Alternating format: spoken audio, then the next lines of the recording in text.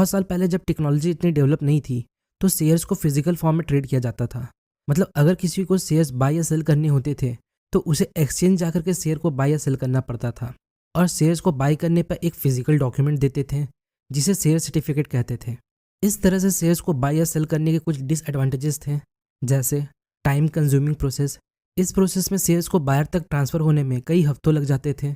दूसरा, शेयर्स को physical form में ट्रेड किया जाता था जिससे इसमें मिस स्टेटमेंट के चांसेस होते थे। Durability of share certificate. Shares को हार्ड फॉर्म में दिया जाता था, मतलब वो एक पेपर डॉक्यूमेंट होता था जो समय के साथ साथ डिस्ट्रॉय या खो सकता था, जिससे इन्वेस्टर्स को बहुत प्रॉब्लम होती थी। तो समय के साथ साथ टेक्नोलॉजी डेवलप हुई और सेबी के द्वारा शेयर्स को डीमटेरियलाइज कर दिया गया।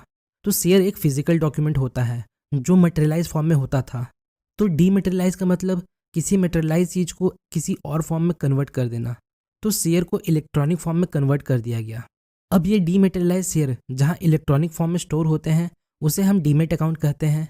डीमेट वर्ड डीमटेरियलाइज वर्ड से आया है। तो हम जब भी किसी शेयर्स को खरीद के होल्ड करते हैं तो वो हमारे डीमेट अकाउंट में स्टोर होता है। तो अब आप समझ चुके होंगे डीमेट अकाउंट क्या होता है और क्यों इसकी ज़रूरत होती है। अब जानते हैं ट्रेडिंग अकाउंट का मतलब और उसके यूसेज। तो जब भी हम शेयर मार्केट में शेयर्स को बाय या सेल करते हैं तो पेमेंट या कैश रिसीव करने के लिए जिस अकाउंट की ज़रूरत होती है उसे हम ट्रेडिंग अकाउंट कहते हैं। आप सेकेंडरी मार्केट में शेयर्स के ट्रांजैक्शन अपने बैंक अकाउंट से नहीं कर सकते, उसके लिए आपको ट्रेडिंग अकाउंट की ज़रूरत होती है। ये आपके बैंक अकाउंट से लिंक होता है। अगर आपको शेयर्स बाय करने होते हैं तो आप अपने बैंक अकाउंट से ट्रेडिंग अकाउंट में पैसे ऐड करके शेयर्स को बाय कर सकते हैं। इसी तरह जब आपको कोई शेयर्स को सेल करना होता है तो पैसे आपके ट्रेडिंग अकाउंट में आते हैं और वहाँ से आप पैसे अपने बैंक अकाउंट में ट्रांसफ़र कर सकते हैं। तो अब डिपॉजिटरी का मतलब समझते हैं। तो डिपॉजिटरी एक इंस्टीट्यूट होती है जो हमें डीमेट अकाउंट की फैसिलिटी प्रोवाइड करता है, जहां हम अपने शेयर्स को इलेक्ट्रॉनिक फॉर्म में स्टोर करते हैं। ये स्टॉक्स की बाइंग एंड सेलिंग में सिक्योरिटी और लिक्विडिटी प्रोवाइड करती है, जिससे हम बिना किसी चिंता के शेयर्स को ऑनलाइन कम समय में बाय या सेल कर सकते हैं। इंडिया में 2 डिपॉजिटरीज हैं, पहला NSDL और दूसरा CDSL।